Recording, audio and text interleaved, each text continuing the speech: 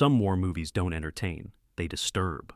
What if the most accurate films ever made are the ones veterans refuse to watch twice? The ones that feel less like cinema and more like memory. These British war films didn't just impress American veterans. They unsettled them, triggered them, and in some cases, mirrored experiences too real to relive. So, what made these films cross that line? And which scenes still haunt the people who were actually there? The Wooden Horse, 1950. There is something quietly terrifying about escape stories. Not the running, but the waiting. The Wooden Horse strips away cinematic heroics and replaces them with suffocating patience. Based on a real POW escape, the film follows British prisoners constructing a vaulting horse to conceal their tunnel. But what unsettled American veterans wasn't the ingenuity. It was the tension of time, the endless repetition, the constant fear of being watched. Every movement in the camp feels calculated, every glance dangerous. Veterans have often pointed out how the film captures the psychological warfare inside prison camps. The paranoia, the discipline, the mental exhaustion of pretending everything is normal while risking death beneath the surface. There are no dramatic shootouts here, no triumphant music, just quiet dread. What makes it too real is how it mirrors the smallest truths of captivity. The routines that become survival, the friendships built under pressure, and the understanding that one mistake could end everything.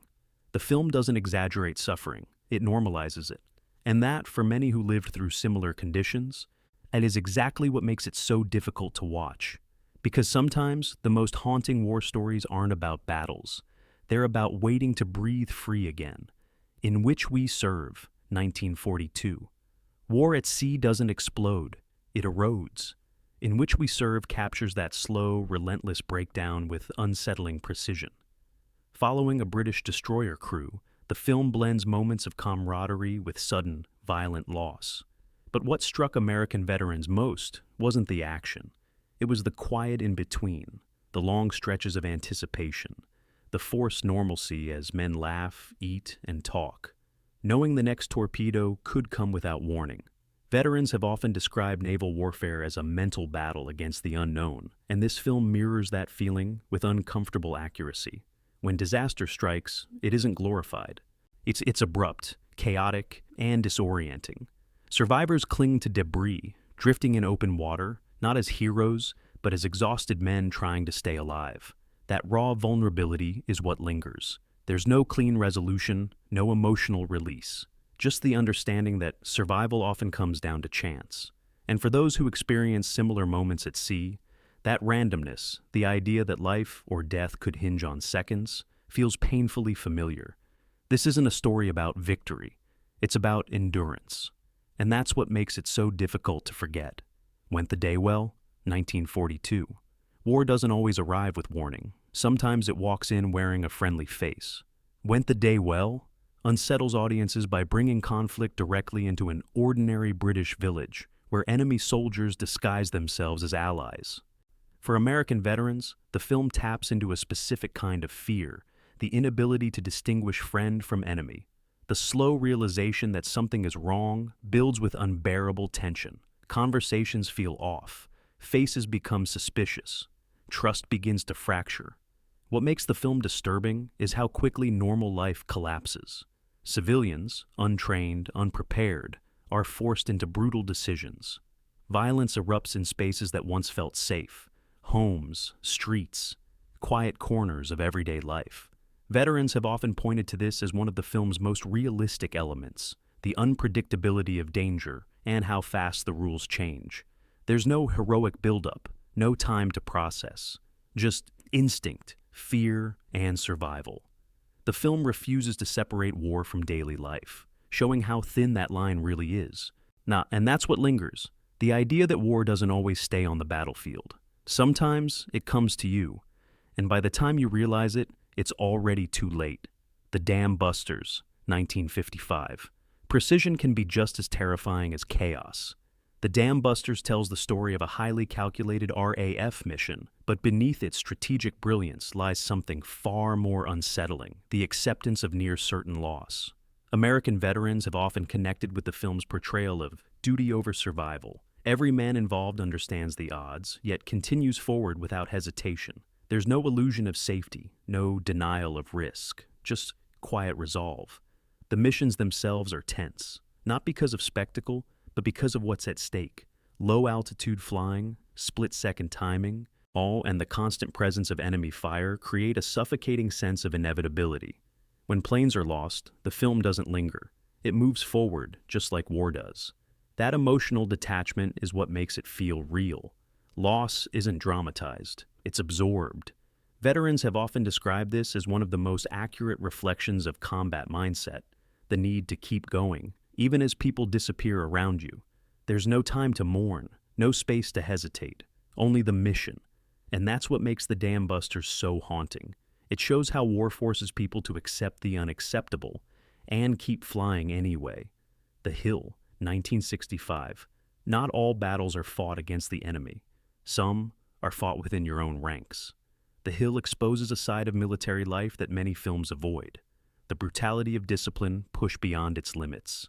It's set in a North African military prison. The film follows soldiers subjected to relentless punishment under the scorching sun. But what unsettled American veterans wasn't just the physical abuse, it was the system behind it. Authority becomes oppressive. Orders lose meaning. Survival turns into endurance against one's own side. Veterans have often noted how accurately the film captures the psychological breakdown caused by humiliation, exhaustion, and powerlessness. The infamous punishment drill, forcing men to repeatedly climb a man-made hill under extreme conditions, feels less like training and more like torture. And the worst part? It's justified as discipline. There are no clear heroes here, just men trapped in a cycle of control and resistance. The enemy is distant, almost irrelevant. What makes The Hill too real is its refusal to comfort the audience. It forces viewers to confront an uncomfortable truth, that sometimes the most damaging experiences in war don't come from combat, but from the structures meant to control it. Ice Cold in Alex, 1958. War isn't always loud. Sometimes it's silent and suffocating. Ice Cold in Alex turns a simple desert journey into a psychological endurance test that feels almost too intimate. Following a small group crossing the North African desert, the film focuses on exhaustion, dehydration, and the constant threat of unseen enemies. But for American veterans, the realism comes from something deeper, the mental strain of prolonged survival. Every decision feels heavy. Every mile stretches longer than it should. The characters aren't charging into battle. They're trying to hold themselves together. And that quiet desperation is what lingers. The desert becomes its own kind of enemy. Heat, isolation, and uncertainty create a tension that never fully releases. Veterans have often described similar experiences, where survival isn't about combat, but about enduring conditions that slowly wear you down. By the time the journey ends, there's no triumphant victory, just relief, exhaustion, and a sense that something has permanently changed. That's what makes the film so haunting. It understands that war doesn't always break you in a single moment. Sometimes it happens slowly, step by step, under a burning sky. Dunkirk, 1958. Retreat is rarely framed as courage, but Dunkirk forces you to confront it that way. The film doesn't celebrate victory. It strips everything down to survival. What unfolds on screen isn't triumph, it's desperation, stretched across land and sea, where thousands wait with no certainty they'll make it out alive. American veterans have often pointed to its fragmented storytelling as one of its most unsettling strengths. There is no single hero to follow, no comforting narrative thread. Instead, the film fractures into perspectives. Soldiers stranded on the beach, civilians risking everything at sea, commanders struggling to maintain control. That disorientation mirrors what many veterans describe as the true nature of combat. Confusion layered over fear. The tension doesn't come from action, it comes from waiting. Endless waiting. Men stand exposed, scanning the horizon, knowing enemy fire could return at any second. Though there's no guarantee of rescue, only the growing fear that time is running out. What makes it feel so real is the complete absence of control. Plans collapse without warning, communication falters. Survival hinges on chance, on being in the right place at the right second. The film refuses to glorify anything. It humanizes every moment, the fear, the doubt, the quiet panic behind steady faces. And what lingers isn't heroism. It's the realization that sometimes, in war, surviving is the only victory you get. The Longest Day, 1962. War on this scale should feel distant, almost abstract. But The Longest Day refuses to let you detach. Instead of simplifying D-Day into a clean narrative, it pulls you into the chaos piece by piece until the sheer weight of it becomes overwhelming. Yet American veterans have often described that day not as a story, but as a blur. And that's exactly how the film presents it. There's no central figure guiding you through events, no single perspective to hold on to. Just fragments, soldiers landing under fire, paratroopers scattered in the dark, commanders trying to make sense of collapsing plans. Orders are misheard, timings fail, units land miles from where they should be.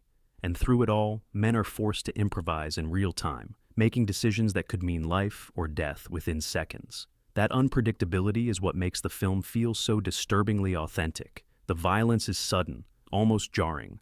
One moment feels calm, the next is chaos. There's no buildup, no warning, just the reality of how quickly situations change in war. What makes it too real is its refusal to organize the experience into something comforting.